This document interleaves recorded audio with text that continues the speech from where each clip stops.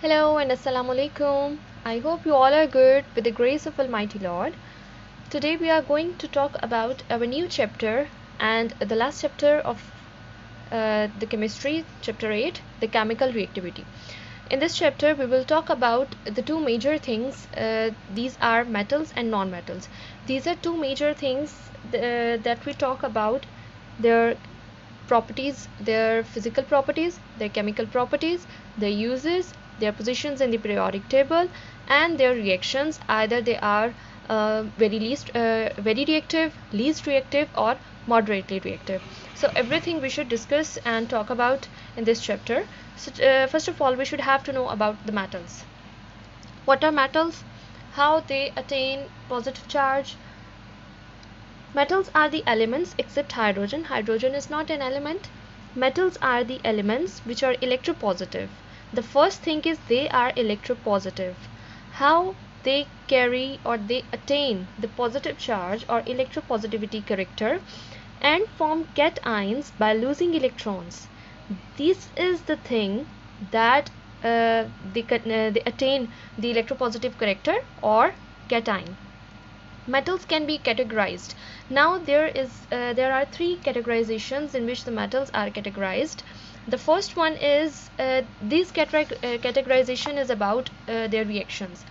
The first one is very reactive. The metals which are very reactive are included in this group, and the metals which are moderately reactive, which are normally reactive, they are known as moderately reactive, and they are included in this group. And the last category in which the metals are least reactive, बहुत कम part लेते हैं reaction में, उन metals को कहा जाता है least reactive और Nobel reactions or gases. Some common metals and non-metals in the periodic table are, नीचे पीरियोडिक टेबल में आपको कुछ कॉमन उन्होंने मेटल्स और नॉन मेटल्स को बताया है. ठीक है जी. तो यहाँ पर वो लाइट मेटल्स को बता रहे हैं कि लेफ्ट साइड पे आपके लाइट मेटल्स हैं, in the centre there are heavy metals, and in the left there are non metals. यहाँ पर उन्होंने की बॉक्स बनाया है जिसमें उन्होंने एलिमेंट्स बताए हैं.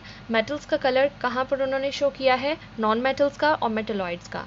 मेटल्स तो हमने डिस्कस किया कि मेटल्स जो हैं वो इलेक्ट्रोपॉजिटिव करेक्टर रखती हैं, इलेक्ट्रॉन लूज करती हैं और कैटाइंस बनाती हैं.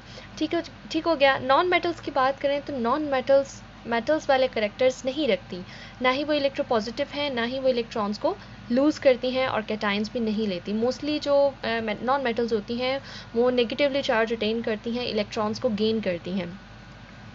और जो मेटलॉइड्स होती हैं, मेटलॉइड्स मिक्सचर होता है, इंटरमीडिएट होता है between the metals and non metals. Metals और नॉन मेटल्स का जो मिक्सचर होता है उसको हम मेटलॉइड्स कहते हैं. अच्छा जी. नेक्स्ट हम फिजिकल प्रॉपर्टीज़ डिस्कस करेंगे मेटल्स की, that what are the physical properties of metals, how metals, what are the color of metals, they are in their solid state, liquid state or gaseous state. Let's discuss that. Almost all metals are solids. The first property is that every metal is solid except mercury, because mercury we all have know that mercury is a semi-liquid substance that is present in the thermometers to flow when the hotness it feels. They possesses metallic luster and can be polished. Metallic luster मतलब के metal की चमक धमक के लिए, उसकी polishing के लिए भी ये करेक्टर रखता है कि उसको पॉलिश भी किया जा सकता है. ठीक है. They are malleable, can be hammered into sheets. Malleable का मतलब होता है कि आप मेटल की शीट्स को हैमर से उसको मुरम्मत करके, हथौड़ी से करके, तो आप उसको क्या कर सकते हैं, शीट्स में चेंज कर सकते हैं बगैर किसी क्रैक के या ब्रेकेज के. कोई भी क्रैक आपको नहीं देना पड़ता, कोई भी ब्रेकिंग नहीं करनी पड़ती उस मेटल की, आप उसको वैसे ही हैमरिंग करके उसको शीट्स में चेंज कर सकते हैं. Ductile can be drawn into wires. Ductile का मतलब होता है कि आपके पास ये एबिलिटी होती है कि आप उन मेटल्स को वायर्स के अंदर, थिन वायर्स में जो है वो यूज़ कर सकते हैं. And give of a turn when hit, और फिर उसको क्या कर सकते हैं कि आप उसको उसमें से इलेक्ट्रिक करंट को जो है वो पास करवा सकते हैं. They are good conductors of heat and electricity. Yes, we all have know that they are good conductors of heat and electricity. They can easily pass out the electric current through them. They have high densities. They are hard except sodium and metal. ये बहुत ज़्यादा hard होती हैं, rigid होती हैं। सिर्फ कौन कौन रिजिड और हार्ड नहीं होती? Sodium and potassium. ठीक है जी। तो नीचे केमिकल प्रॉपर्टीज़ भी हमारे पास मौजूद हैं। केमिकल प्रॉपर्टीज़ देख लेते हैं। They easily loose electrons and form positive ions. ये तो मेटल की एक कह लें कि प्रॉपर्टी है, उसकी डेफिनेशन है कि मेटल्स जो हैं वो इलेक्ट्रोपॉजिटिव करेक्टर इसी वजह से रखती हैं because they lose ion. They readily react with oxygen to form basic oxides. अब जो हमारी मेटल्स होती हैं केमिकली उनमें क्या प्रॉपर्टीज़ हैं कि केमिकल कंपोजिशन में किस तरह वो रिएक्शंस में किस तरह हिस्सा लेती हैं। वो ऑक्सीजन के साथ बहुत जल्दी से रिएक्शन देती हैं और ऑक्साइड्स बना देती हैं। जैसे हमारे पास मौजूद है मेटल, हमारे पास आ जाती है यहाँ पर फॉर एग्जाम्पल कैल्शियम ले लेते हैं, कैल्शियम ऑक्साइड। तो कैल्शियम ऑक्साइड जो है वो क्या बनाएगा? कैल्शियम के साथ अपना ऑक्साइड बनाएगी कैल्शियम मेटल। ठीक है। जिंक मेटल क्या बनाएगी? ऑक्सीजन के साथ रिएक्शन करेगी तो वो भी ऑक्साइड बनाएगी, अपना जिंक ऑक्साइड। ठीक है। तो वो क्या करती हैं मेटल्स के अपने साथ रेडिली इनका रिएक्शन होता है ऑक्सीजन के साथ और ऑक्साइड्स बनाते हैं। They usually form ionic compounds with non metals. Non metals के साथ ये अपने आयनिक कंपाउंड्स बनाते हैं, एक्सचेंज और transfer of their ions. They have metallic bonding. Metallic bonding भी रखते हैं जिसमें जो पॉजिटिव इलेक्ट्रॉन्स होते हैं, सॉरी फ्री इलेक्ट्रॉन्स होते हैं, वो पॉजिटिव इलेक्ट्रॉन्स की तरफ अपनी लैटिस के तरफ जो है वो अट्रैक्शन शो करते हैं और उसके साथ बॉन्डिंग करते हैं। ठीक है जी। तो ये तो हो गया हमारा इंट्रोडक्शन और साथ ही साथ में हमने मेटल्स की प्रॉपर्टीज़ को भी डिस्कस किया, उनकी रिएक्टिविटी को भी डिस्कस किया, that how they are reactive, moderately reactive and least reactive. अब हम मेटल्स देखते हैं कि ऐसी कौन सी मेटल्स हैं जो बहुत ज़्यादा रिएक्टिव हैं। जैसे कि पोटेशियम है, सोडियम है। हमने ये बात नीचे भी डिस्कस की केमिकल प्रॉपर्टी में कि पोटेशियम और सोडियम जो हैं वो हार्ड नहीं हैं, दे आर सॉफ्ट। ठीक है, except all metals.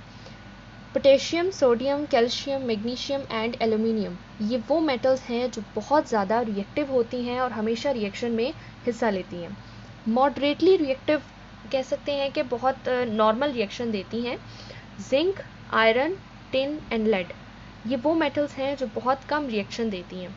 Least reactive मतलब ना होने के बराबर, नेग्लिजिबल होती हैं। नोबल भी कह सकते हैं। नोबल गैसेस तो वो होती हैं ना जो बिल्कुल स्टेबल होती हैं। ठीक है, तो ये नोबल भी हम कह सकते हैं बिकॉज ये बहुत कम रिएक्शन में हिस्सा लेती हैं, जैसे कि copper, mercury, silver and gold. ये वो सब मेटल्स हैं जो बहुत कम जो है वो हिस्सा लेती हैं रिएक्शन में। ठीक है जी।